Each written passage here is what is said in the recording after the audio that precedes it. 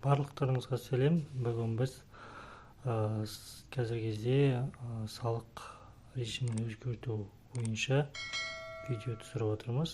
Олай болса кеттік. Егер видео ұнаса, өзге достарыңызға, таныстарыңызға тарата жүріңіздер. Ол үшін бірінші біз не істейміз? Бірінші біз жеке кабинетке кіріп аламыз. Салық KZ деген, соның ішінде біз құжат тапсыру деген бөлімге кіретін боламыз. Сол жерде режим деп жазсаңыздар, сіздерде қандай қолданыста тұрған режимнің туралы хабарламасының үлгісі шығады.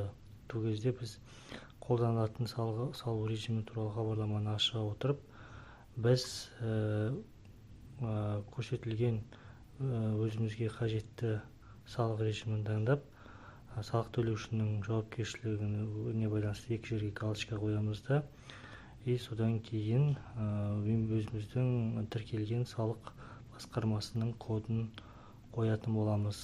Содан кейін барып бізде қол қою және жіберу батырмасы шығады. Сол қол қою және жіберу батырмасын ECP-мен қол қойып, біз ары қарай жіберетін боламыз.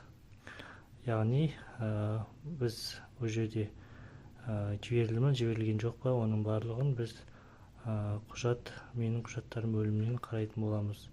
Яғни бізде менің құжаттарым бөлімінде қол қойылған болып тұр.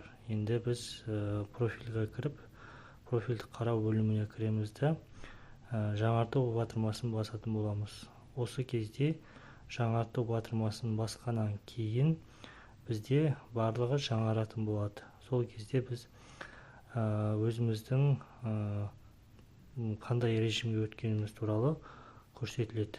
Яғни біз арнайы салық салу режимінен жеңілдетілген режимге осы бірінші айдың бірінен бастап, 2026 жылдан бастап осы режимде қалдық, яғни ауыстық деп айтуға болады. Олай болса, бүгінгі видеомыз осымен тәмамдалды. Аман сау болыңыздар.